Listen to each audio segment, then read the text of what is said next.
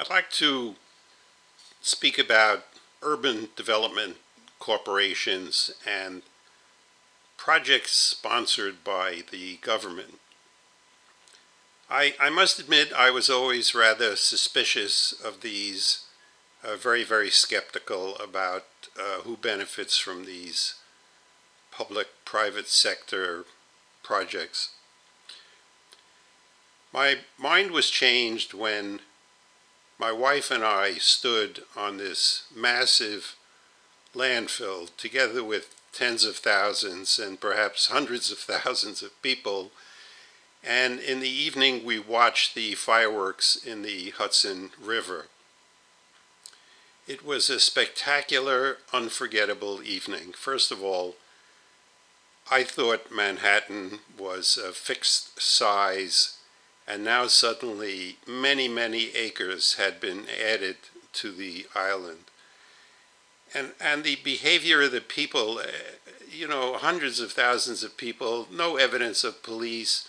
Everyone was orderly and having a wonderful evening watching the fireworks.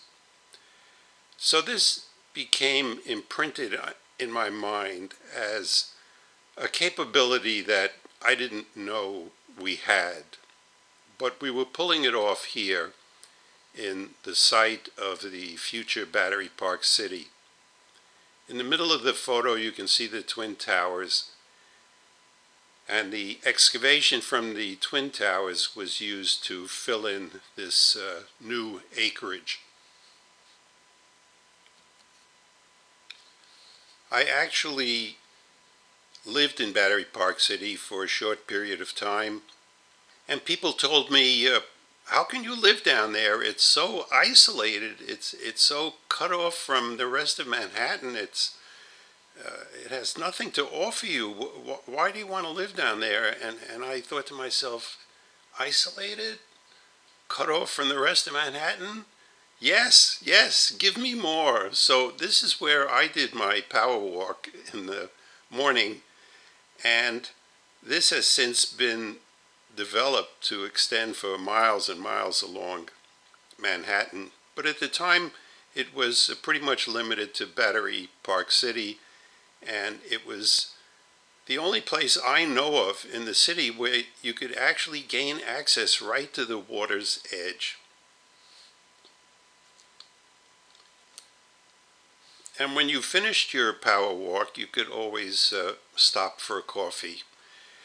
Now, it's hard to believe that this photo is in New York City, but this is Battery Park City. I am still to this day struck by the incredible success of this public effort.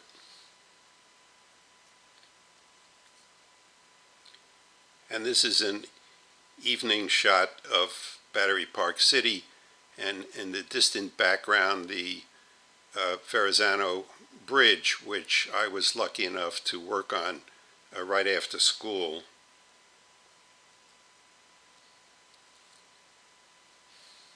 That brings us to 42nd Street.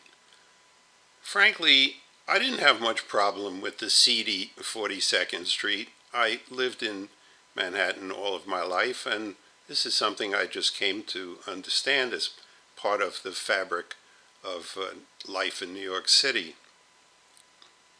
This is another public development project which succeeded in getting rid of all the porno on 42nd Street. This is very close to my heart because I played a leadership role in this and actually was the president of a public development corporation engaged in this effort.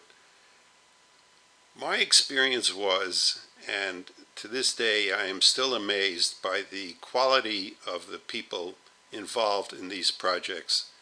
They are the best and brightest people I have ever met, and every day we would come to work with one goal in mind: to achieve the greatest result for the public.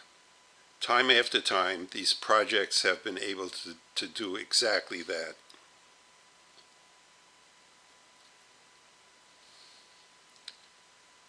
And here's 42nd Street now. Many of the old theaters have been restored, and many new businesses are thriving on the street. That brings me to this. First of all, I love urban archaeology, so whenever I see a photo like this, I am really moved. Now, what is this? This is a floating bridge, and the engine on it is called a switcher. It's not an engine that's meant to haul freight any great distance. It works in a yard and just moves the cars around. The gantry in the back raises and lowers the floating bridge so that it can meet exactly the barges that are incoming with cars. Now, this assembly is on the west side of Queens, and it's an area that's variously known as Jamaica or as Hunter's Point. But in any event, it's the west side of Queens, more or less opposite the UN building. And that's the same gantry as it appears today. Queens West was another public development project which was devoted almost entirely to housing, and in addition to schools and other public facilities. And they restored the gantry, and a little sign says, "Live at the Gantries." This has become a fabulous new addition to the New York City fabric. This was another iconic sign that existed on the East River, and it's been salvaged and restored and now has a permanent place. And you'll see this sign during the class. Occasionally there's a little view of it, so I just wanted to give you some background. There's the restored gantry, and the building just behind it is the building we will be examining in this class. It's a good example of a high-rise building constructed using a concrete frame, and you'll see just how quickly a building like that can go up. So at this point, let's get into the material of the class.